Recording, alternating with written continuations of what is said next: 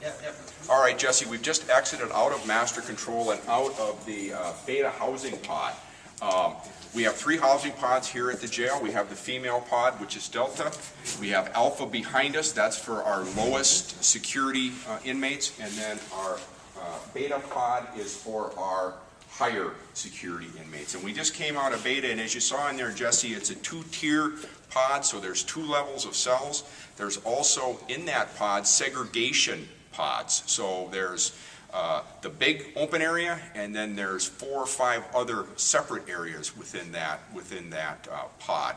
And each one of our pods is manned by 1 correctional officer during the day. And as we said earlier, the one we just came out of holds 56 prisoners. Currently there's 31 housed in that pod.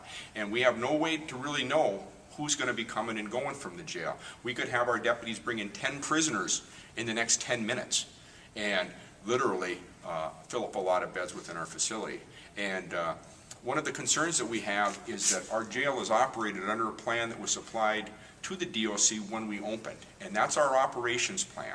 And if we were to somehow alter the way we operate, the Department of Corrections has the final say on how we operate this facility.